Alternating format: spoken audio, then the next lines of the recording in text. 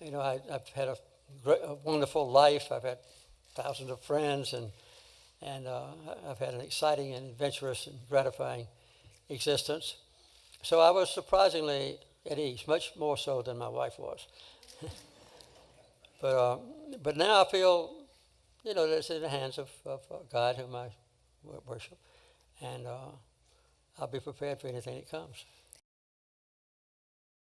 From a small-town Georgia peanut farmer to President of the United States, Jimmy Carter aspired to make government competent and compassionate. Our social and political progress has been based on one fundamental principle: the value and importance of the individual. After 7 years as a naval officer, he returned home to Plains, Georgia, before entering into politics, eventually being elected governor of Georgia, using the platform to speak out against racism. I say to you quite frankly that the time for racial discrimination is over. Becoming president in 1977, his achievements were notable, including the Camp David Peace Accords in 1978, the framework for peace between Israel and Egypt. But there were dark days too, including the Iran hostage crisis that, together with the continuing inflation at home and an energy shortage, contributed to Ronald Reagan's landslide victory in 1980. Jimmy and his wife Rosalind founded the Carter Center in 1982, promoting peace, democracy, human rights, and economic and social development all over the world. In 2002, his work earned him the Nobel Peace Prize. A devout Christian, his life was largely defined by his faith and service to others. He spent decades teaching Sunday school in the small town where he was raised and volunteering with Habitat for Humanity. The longest-lived president in American history. I love you! Leaves behind a legacy of love. Well, the best thing I ever did was marrying Rosalind. In Plains, Georgia, I'm Ivan Rodriguez. In 1984, former President Jimmy Carter and his wife Rosalind started an annual tradition to build Habitat for Humanity homes. We've built almost 5,000 houses now. It's been one of the most gratifying and challenging and difficult things we've ever done, physically speaking, because we've gotten steadily older. I was a lot younger when I first started. He was 60 and fresh out of the White House when he first took up the hammer as a volunteer home builder. We hope it'll go like this all over the world. We're now building one home each day for poor people in need. I happen to be a Christian, and it's a practical way to put my religious beliefs into practical use. And this is the best way I know to cross that very difficult chasm between rich people and people that never have had a decent place in which to live. Habitat for Humanity says over 1 million volunteers are working in more than 70 countries to build affordable housing. There's a Habitat organization needing some volunteers to raise money or to serve food or to build a house in almost everywhere people live in the United States. Just the idea of volunteerism, where you actually do some work side by side with people in need, has been put on the forefront of people's consciousness through Habitat. And that's a good thing. Even at age 95, hours after a fall left him with a black eye and stitches, the former president was on the job in Nashville, power tools in hand, carrying on his tradition of building homes for those in need. Carter's legacy of giving also includes the Carter Center, a nonprofit he founded in Atlanta that fights for basic human rights and health care for families across the world. I, Jimmy Carter, do solemnly swear. I, Jimmy Carter, do solemnly swear That I will faithfully execute. that I will faithfully execute The office of President of the United States. the office of President of the United States And will, to the best of my ability, and will, to the best of my ability, preserve, protect, and defend preserve, protect, and defend the Constitution of the United States. the Constitution of the United States. So help me God. So help me God. Congratulations.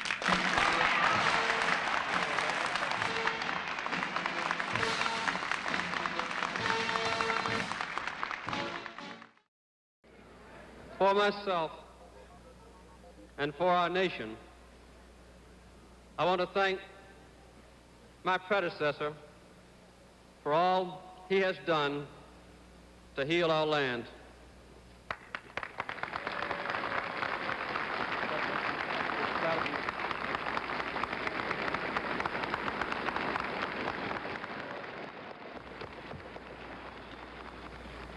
In this outward and physical ceremony, we attest once again to the inner and spiritual strength of our nation. As my high school teacher, Miss Julia Coleman, used to say, we must adjust to changing times and still hold to unchanging principles. Here before me is a Bible used in the inauguration of our first president in 1789. And I have just taken the oath of office on the Bible my mother gave me just a few years ago, opened to a timeless admonition from the ancient prophet Micah. He has showed thee, O man, what is good, and what doth the Lord require of thee, but to do justly, and to love mercy, and to walk humbly with thy God. Within us, the people of the United States, there is evident a serious and purposeful rekindling of confidence. And I join in the hope that when my time as your president has ended, people might say this about our nation, that we had remembered the words of Micah and renewed our search for humility, mercy, and justice, that we had torn down the barriers that separated those of different race and region and religion, and where there had been mistrust, built unity with a respect for diversity, that we had found productive work for those able to perform it, that we had strengthened the American family, which is the basis of our society, that we had ensured respect for the law and equal treatment under the law for the weak and the powerful, for the rich and the poor, and that we had enabled our people to be proud of their own government once again. I would hope that the nations of the world might say that we had built a lasting peace based not on weapons of war, but on international policies which reflect our own most precious values. These are not just my goals, and they will not be my accomplishments, but the affirmation of our nation's continuing moral strength and our belief in an undiminished, ever-expanding American dream. Thank you very much.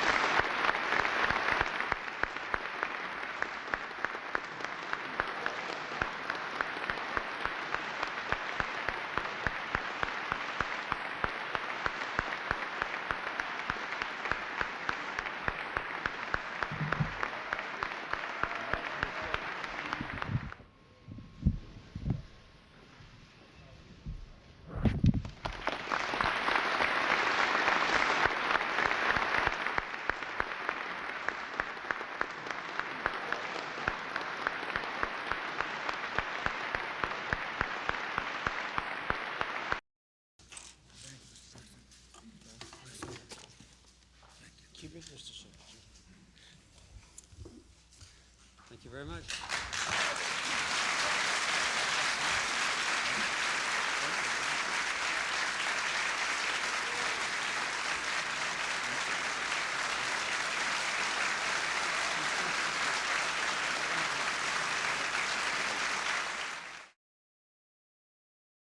The struggle for human rights overrides all differences of color or nation or language.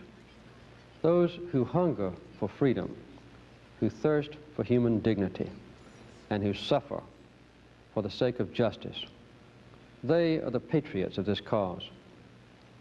I believe with all my heart that America must always stand for these basic human rights at home and abroad.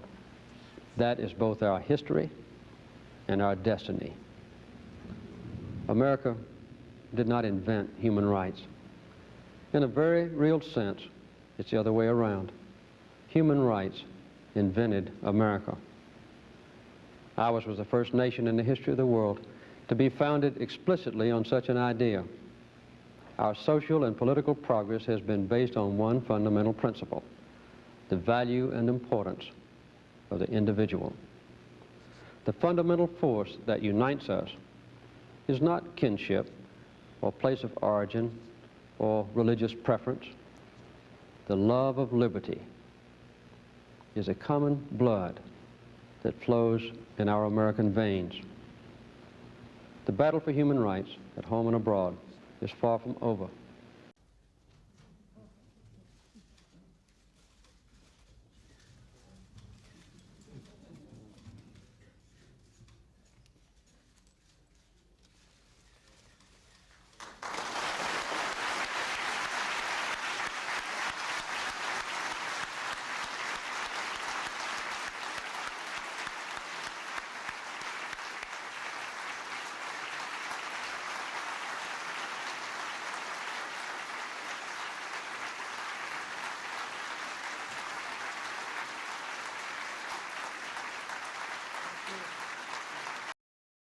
One more call, Ogden, Utah. Hello.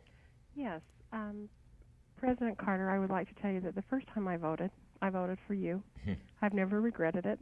And I would like to know what you want to be remembered as. The legacy. Well, the things that a lot of people remember about me is I was not reelected for a second term. What's your own legacy, do you think? Well, I kept our Peacekeeper? country at peace. You know, I never sent a soldier into battle. I never bombed anybody. I negotiated peace for other people, like in the Mideast and Zimbabwe. And I promoted human rights to the utmost of my ability. So if people 100 years from now remember me, I would like for them to connect peace and human rights to my name. It's an honor being in your presence. Thank you very much, Larry. God gives every one of us life and freedom. And I think enough opportunity and talent to live a completely successful life as judged by God. And we don't have to be rich, we don't have to be powerful, we don't have to be influential, we don't have to be good speakers in order to make a beneficial impact. And within the limits of our own capabilities and opportunities, we need to search about how to make the utmost impact for peace, for human rights, for freedom. Our social and political progress has been based on one fundamental principle: the value and importance of the individual. Based on this knowledge of Georgians, North and South, rural and urban, liberal and conservative, I say to you quite frankly that the time for racial discrimination is over. These are not just my goals, and they will not be my accomplishments, but the affirmation of our nation's continuing moral strength. Human identity is no longer defined by what one does, but by what one owns.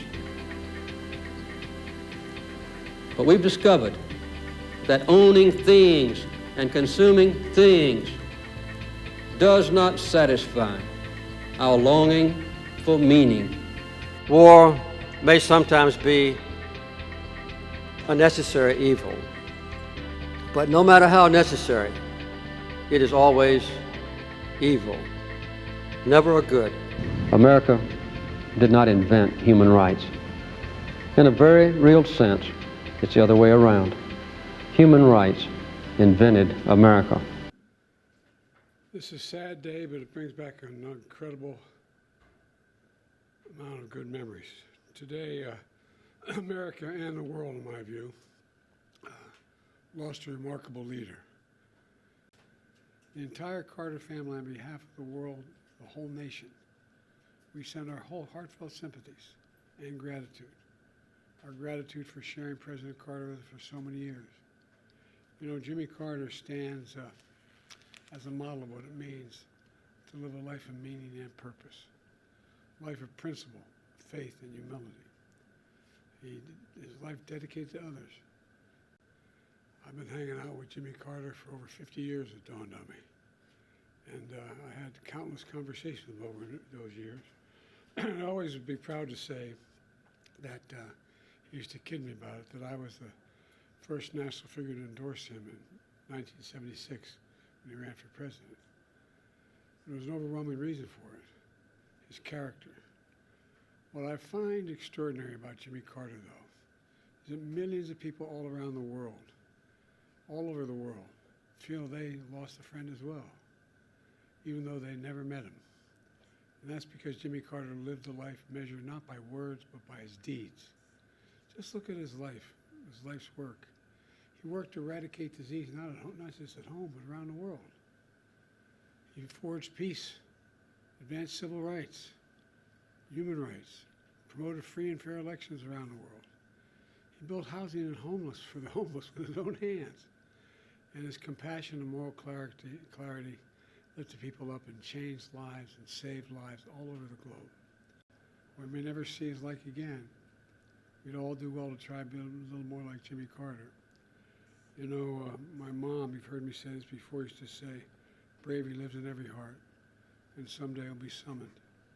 Every time it was summoned, he stepped up. Every time, politically, personally, morally. And, you know, everything. The one thing I admired most about him, he thought and believed, and he really did believe this, and I do as well, that everybody deserves an even shot. No guarantees, just a shot. Everybody deserves a shot. And, you know, he gave an awful lot of people a chance.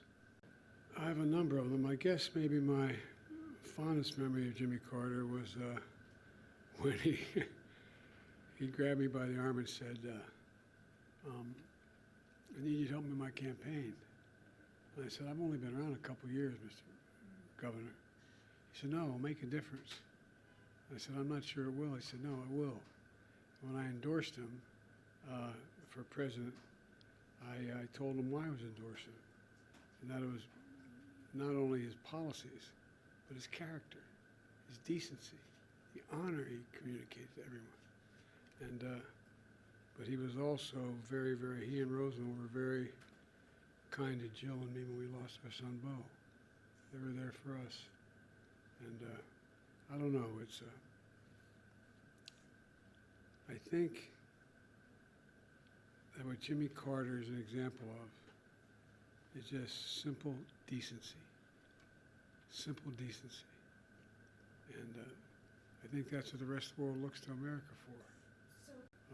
I think, and I've spoken to some of the friends of the family, they're helping with the services, and my team is working with his family and others to see to it that he is remembered appropriately here in the United States and around the world. There's a process we're going through that will take a little time to set up this. I announced earlier today we're going to do a major service in Washington, D.C. on behalf of him. But that's a formal procedure that's underway. So I'm sure we'll start talking a lot to the family between now and my main contact is Chip.